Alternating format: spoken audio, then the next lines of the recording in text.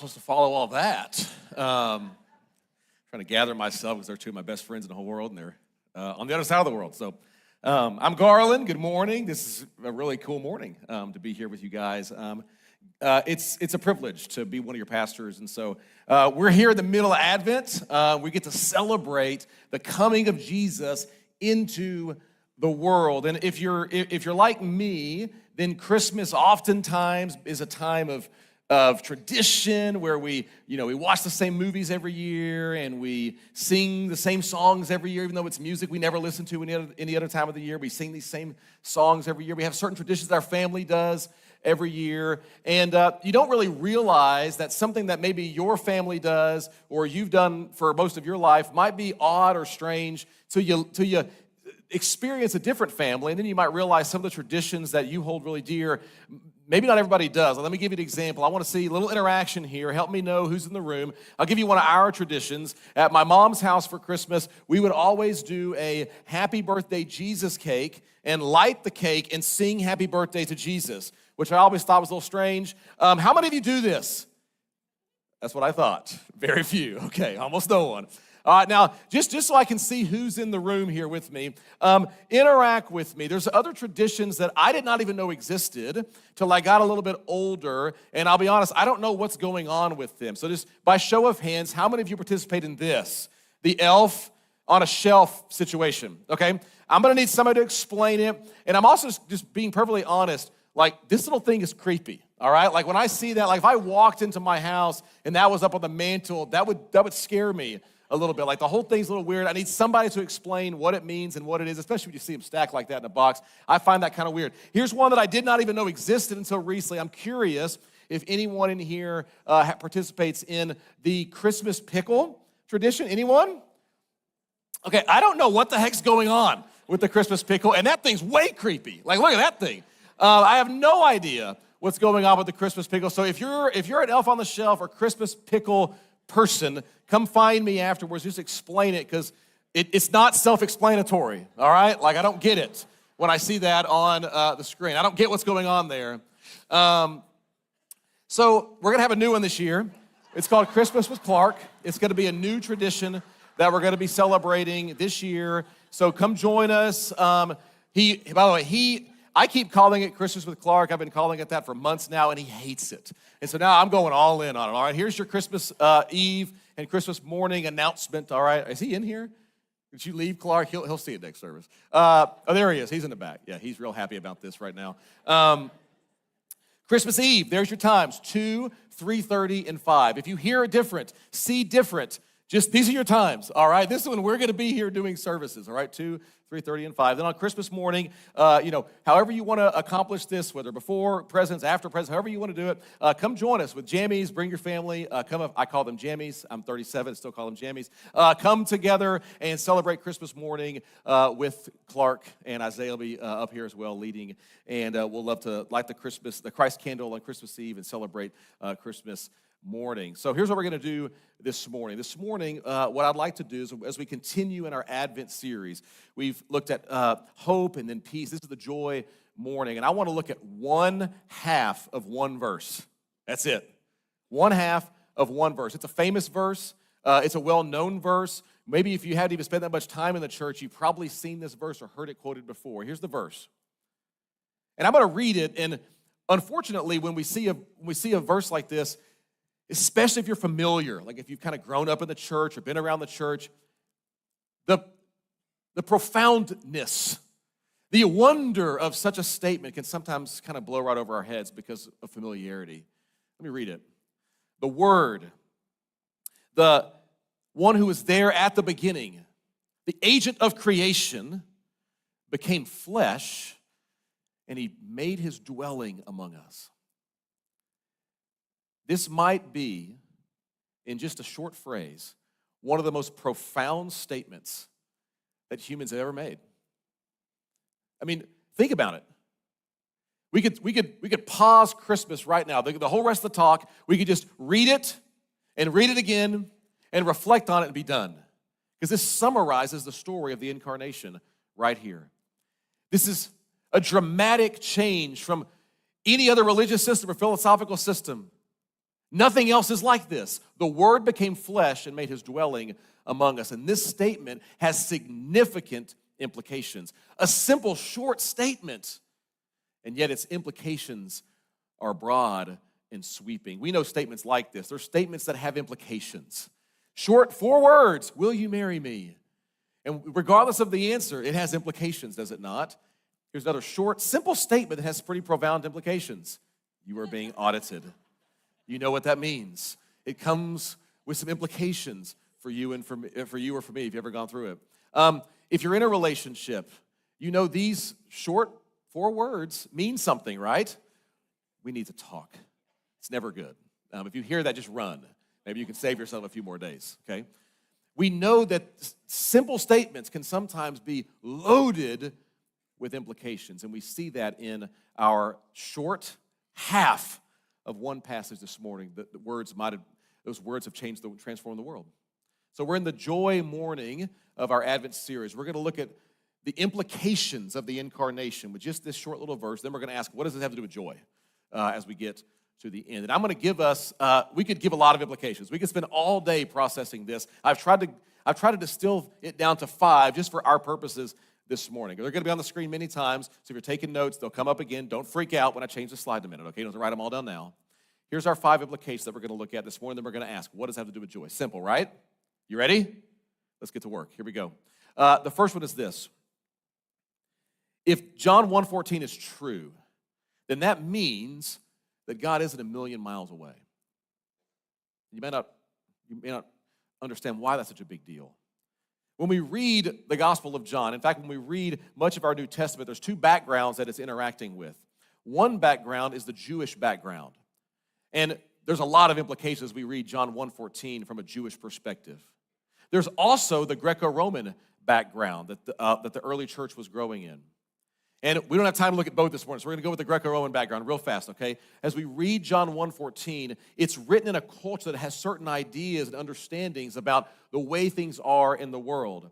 You see, as the Greco-Romans were wrestling with the nature of God or the gods, the pantheon of gods on Mount Olympus, they found themselves wrestling with what is real, like what is ultimate, what anchors my subjective experience to something grand and something broader. It is a way oversimplification. If you're a philosophy major in the room or that was your major in college, I know I'm oversimplifying here, but there's tended to be 2 ways of looking at what was ultimate or real. In one camp, we'll call them the Stoics, they looked at God or the power of God as we might say, a transformative, all-encompassing life force that was kind of in everything, emanating and pulsating life out of it. And it was necessary to live life in such a way to connect with that. There was another camp, we'll call them the Epicureans. They came along, and for them, if there was something that was ultimate, if there was a being that was powerful, then that being must be distant. It must be transcendent. It must be wholly out there and really uninvolved in my life. How would I know if he's involved in my life? And this dichotomy is essentially on display as we look at many ways that religions process the nature of God. Many philosophies of the way they process the nature of God. In fact, we might distill it into these 2 ideas. For many religious systems in the world, we see God as powerful, transcendent, the creator, the judge. We use language like that to describe God.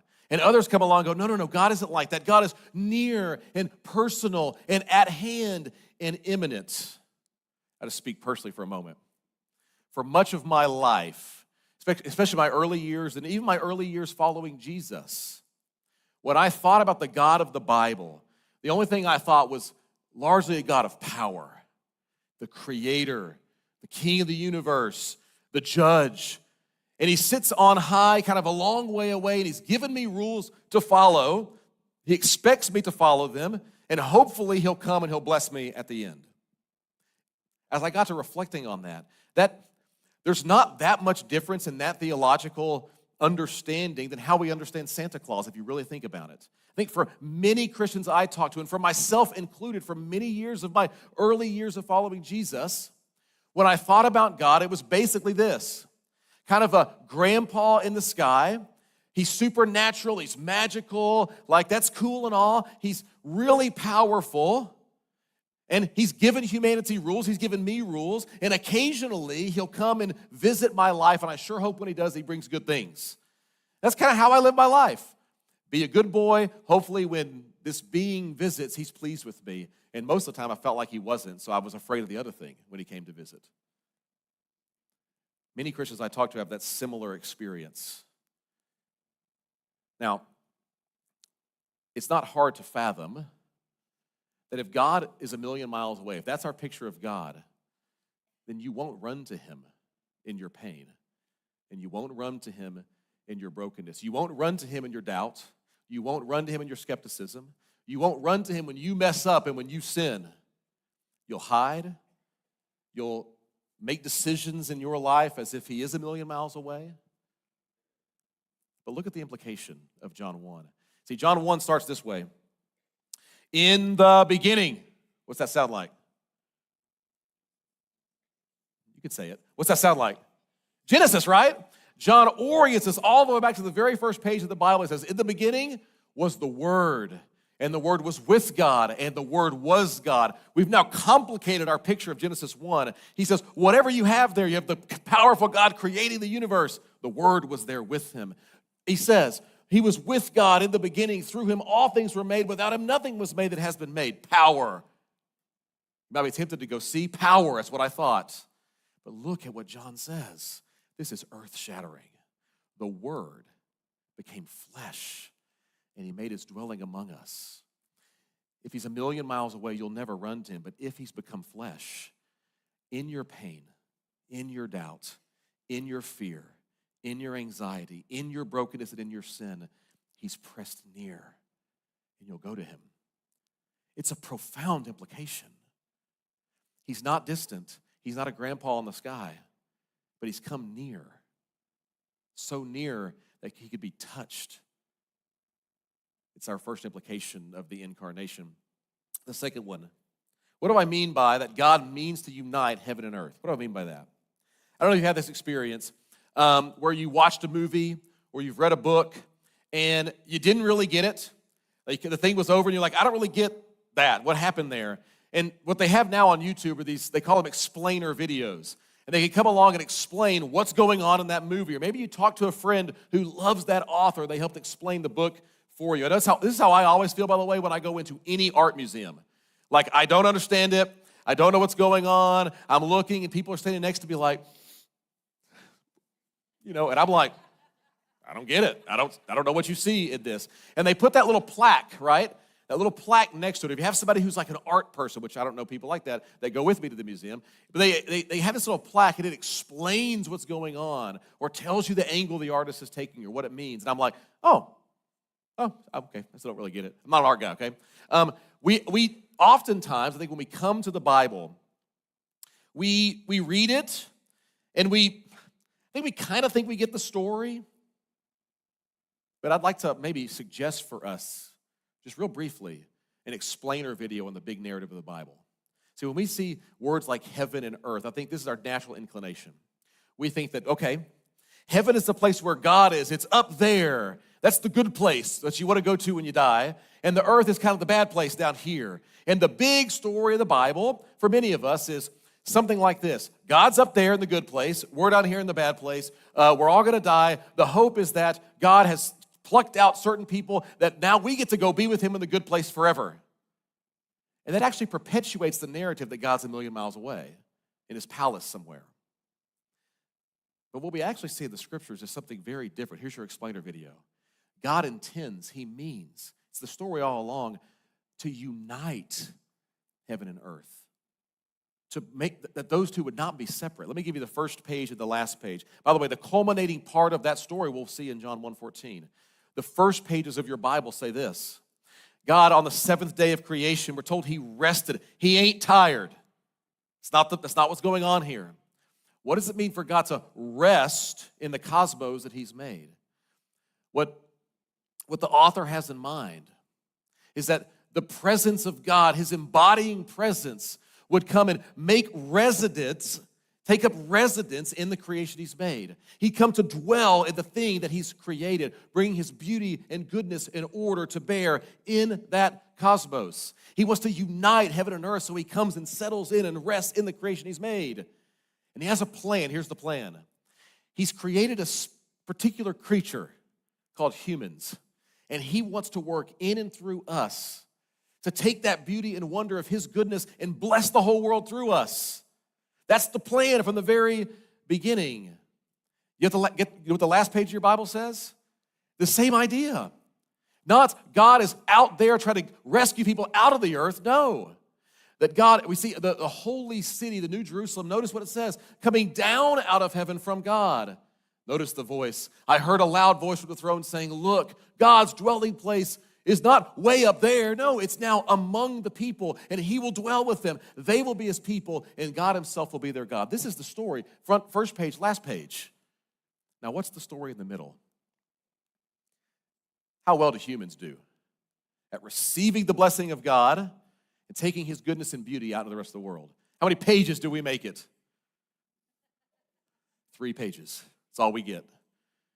Instead, humans said, we will define the blessed life. We will define the happy life. We can define the good life on our own terms. And instead of receiving God's blessing, said, we will take blessing into our own hands. And the story of the Bible is God pressing in to that original plan over and over and over again, even in the midst of human brokenness. He presses in with Abraham. He presses in with Moses. He comes to dwell on a burning bush and says, we're going to do something new. One of my favorite places we see this story in the pages of Scripture is as the people of Israel come out of the Exodus, the glory of God settles over a movable tent so that he could show, I'm creating a new people here. We're doing the same story. I'm going to bless you, Israel, and I'm going to bring my presence to bear that you might see my beauty, see my goodness, and then the nations around you would go, wow, who is like Israel and their God? You read your Old Testament? How'd Israel do? I mean, it's just page after page after page, largely of them refusing this very same story. So God presses in, and he presses all the way in. The culmination of that story is the Word becoming flesh and making his dwelling among us. We've seen the glory of God. You know what's being translated for us here? The Word became flesh and made his dwelling among us. You know what that word is in Greek? It's literally, he set up a tent. He tabernacled among us. Can I tell you what this means? God is ruthlessly committed to blessing this world and doing so through humans. You know how he does it now? It's the church. It's what you're called to be. What does Jesus do as he hits the ground in his ministry? Everywhere he goes, he's bringing healing and restoration and blessing and goodness and beauty to bear. That's what God is after in this world, bringing beauty and justice and goodness. And he wants to do so through people. It's an amazing story the Bible is telling, and its culmination is God invading this world in his own presence in his Son. The first 2 are really cool, and they're really awesome, and they're really positive. Look at number 3. Not so much. What John 1 tells us is that this world is worse off than we thought. See, as the Word becomes flesh and enters into this world, how the world responds. Look up a few verses in John 1. Notice what he says. He was in the world, and the world was made through him. He comes announcing a kingdom. It's a different kind of kingdom. It's a kingdom of sacrifice and service. It's a kingdom where people don't come to be served, but to serve. It's the kingdom where the last are first. It's a different kind of kingdom. You know what the world said? We don't recognize that. That's not the kind of kingdom we want. That's not how we define success and power. Hey, that was true in the first century. It is true in the 21st. We don't recognize that. He came to his own, the people of Israel, the ones he's promised to tabernacle with, that he's been leading in the wilderness all those generations earlier. But his own didn't receive him. We're going to see as the pages of John's gospel unfold, it leads to dramatic moment in John 19. Here you have the representative of the Gentile Caesar king mockingly presenting Jesus. Here's your king.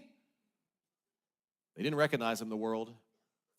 And the people of Israel, how do they respond? Not, that is our king, our Messiah. No.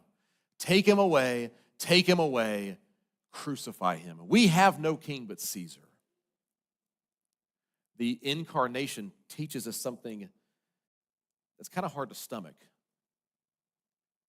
about us. That we really are that selfish. We really are that broken.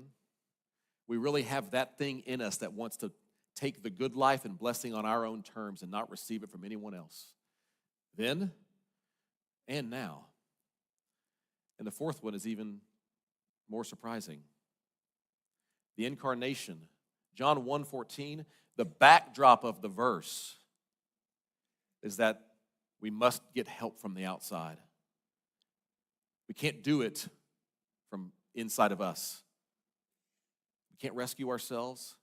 We can't fix it. And can I tell you something? I'm a Southern American, 21st century person, right? That's the fact that we can't solve it, fix it, that bothers us, doesn't it? That goes against everything you and I have been taught as Americans, if you're an American in the room especially. See, we've been taught that individually, if you work hard enough, if you're resourceful enough, if you try hard enough, you can fix it. You can pull yourself up by your bootstraps. You can fix it. You can solve it. Don't let anybody tell you otherwise. You can make the good life for yourself. That's the story of America. And even better, as a collection, as a social group, we've been conditioned to think that if we get the right political leaders in there, if we get the right technology, we can solve the world's problems. We're progressing towards a better future. How we doing? We got thousands of years at it. Any less selfish? You and I know. Tim Keller reflecting on this, I just thought this was so insightful. He says, Christmas is the most unsentimental, realistic way of looking at life. It does not say, hey, cheer up. If we all pull together, we can make the world a better place. Christianity does not agree with the optimistic thinkers who say, we can fix things if we try hard enough. Nor does it agree, though hear it, with the pessimists who only see a dystopian future. The message of Christianity is instead, things really are this bad, and we can't heal or save ourselves. Things really are this dark. That'd be a bad place to end it, wouldn't it? Nevertheless, there is still hope. Before we look at the fifth point, okay, before we go there, there was a story back in the 1970s. It took place in New York. It's a gruesome story where a woman was going home late in the night, early in the morning, and she was in a bad part of town where she lived, and as she went kind of down the alley to her building, she was brutally attacked, and as she was brutally assaulted, eventually it ended up taking her life. She's crying out in the alley for someone to come and help. And people hear. And as they investigate this crime, the police and the journalists later, what they discover is dozens of people heard her cries. Dozens of people heard. And virtually no one did anything, not even call the police. And one of the people that they interviewed said this. It became kind of the famous line of this event back in the 70s. It became the mantra of it. This one gentleman who was asked, why did you do something? He just said this, I didn't want to get involved. I didn't want to get involved. And it's easy to judge this guy, right? Like, how could you? But think about it. This is the 70s. New York was dangerous. It was a little darker than it is now. If you go down there, you don't know who's down there. You don't know if they got a weapon. You could get hurt. You could get killed. You could get brought into a lengthy trial process. You don't know what's down there. I don't want to get involved. Here's the news of Christmas, the news of the incarnation. Will the God of the universe, in the mess that we've made, as we cry out in desperation, will he lean in or go, hey, you made your bed, now lie in it? And the story of Christmas and the story of the Bible is not God saying, I don't want to get involved, but pressing in to rescue. The Word became flesh and made his dwelling among us. And the question I might ask is, how far was God willing to go? How in the mud was he willing to get? And the answer is to be born here. Now, don't cute up your manger seed at your house, okay? Don't make it like a little wood crib with, it almost looks cozy. You want to put your kid in it. You got to think food trough, all right? Food trough for animals. I got 2 dogs. I wouldn't put my infant in their food trough. That's where Jesus came into the world. A place where sheep and donkeys eat and drink. This is how far God was willing to go to get involved in the brokenness and the mess that we've made of this world in our lives. This is how far he was willing to go. Why here? Because there wasn't room. This ain't Rome. This isn't Alexandria. This isn't Antioch. It's the middle of nowhere, and there wasn't even room there. Put him in the animal trough. Maybe there's some room out there. That's how far he was willing to go. And as the pages of his story unfold, he's always got a destiny in mind. He keeps talking about it over and over again. How far was he willing to go? This far. It's the story of the incarnation. It's what we celebrate at Christmas. How far was our God willing to go to do something about our mess? This far. C.S. Lewis in Miracles says this, in the Christian story, God comes down from the heights of absolute being into time and space, down into humanity, down to the very roots and seabed of the nature he has created. But he goes down to come up again and bring the whole ruined world up with him. There's just 5 implications, just 5. We could spend the time on a lot more. And I might ask this question as we turn to close. What in the world does this have to do with joy? It's the joy day after all. What's this got to do with joy? And I hope you could answer it really simply. Everything! Everything! If this is true, then everything about you and me, our world, and today is dramatically changed. Is it not? If the creator of the universe stepped into his creation to rescue the broken people he's made that he might restore them, does that not change everything? Can I give you 4 things that it changes? First, it changes your suffering. You can now have joy in suffering. Anybody feel lonely, rejected? So was he. In pain, facing difficult circumstance? So was he. Tempted? So was he. When somebody who's been through great suffering comes alongside you and says, I can tell you can make it, it changes how we experience it. You can have joy. Notice, I'm not saying happiness, this sort of flighty, shallow thing based entirely on circumstance, no. But deep, abiding joy, even in the greatest trial. The incarnation offers you and me that. Number 2, you can have joy in your skepticism. By the way, they're all going to start with S. Get excited. You can have joy in your skepticism. You got doubts, questions, things as you read the Bible that you go, I don't get that. Welcome. It's a good place, I hope, to have those doubts. And as you wrestle with them, and I hope that you would, I invite you to, as you wrestle with those doubts, whether you're a Jesus follower in the room, maybe you're not, as you wrestle with them, what John will tell us just a few verses later is this, and I need you to go here with me. John will say, no one has ever seen God, but the one and only Son, who is himself God and is in closest relation with the Father, has made him known. I've got doubts. I've got things that are off-putting to me when I read the Bible. I've got things I don't understand.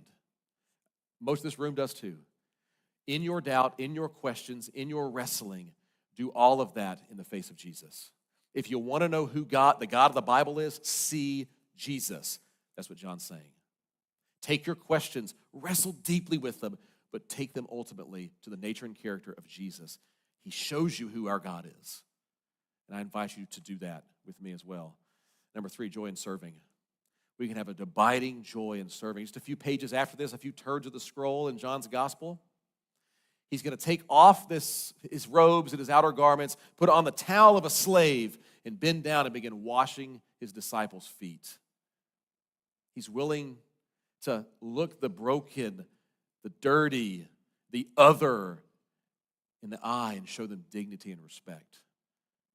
It's an amazing picture of service. J.I. Packer summarizes it. I think it's so good. He says, for the Son of God to empty himself and become poor meant a laying aside of glory, a voluntary restraint of power, an acceptance of hardship, isolation, ill treatment, malice, and misunderstanding. And finally, a death that involves such agony, spiritual even more than physical, that his mind nearly broke under the prospect of it. It meant love to the uttermost for unlovely men and for unlovely women. We can have joy even in serving. And lastly, joy in singing. Joy in singing. When Mary hears the announcement that her child will be the one who will rescue her people and bless the world, she says, my soul glorifies the Lord. My spirit rejoices in God, my Savior. How do you know that the implications of the incarnation are true to you? It melts your heart, and you want to sing in gratitude. Maybe you can't sing very well. You want to extol the Lord in gratitude. So as we close, can I just ask you, ask me, I'm asking myself this. I get it. Christmas, sometimes it can just be numbing. It starts early. There's all the commercialism of it, the Christmas parties at work, the travel you got to figure out, the presents you got to figure out, the family you got to figure out. Then you got like Mariah Carey and Beyonce singing songs about Jesus on the radio or in Walmart, and you're like, this whole thing, I just kind of want it. I don't get how it can be so numbing and familiar, and we can go through the motions of Christmas. Can I invite you, if you haven't yet this Christmas season, this Advent season, to reflect on the incarnation of Jesus, to soak it in, to think about it, to sing about it, to wrestle deeply with it. If you haven't yet this Christmas season, I invite you to do it even as we're about to turn and sing. Carve out time this week to do so. Let us not miss the wonder, the joy of the incarnation this year. Don't miss it. Think of these words. Christ, by highest heaven adored, Christ, the everlasting Lord, powerful, but late in time, behold him come, offspring of the virgin's womb. The theology in this is unbelievable. Veiled in flesh, the Godhead see. Hail the incarnate deity, pleased as man with men to dwell. Jesus, our God with us, Emmanuel. And so we sing. So church family, would you stand with me? And I'm going to pray, and then we're going to sing. Tell of the wonder of our King coming into this world. Jesus, at great cost to yourself, you became flesh and tabernacled among us. It's how far you were willing to go to put right the brokenness in my life and in our world.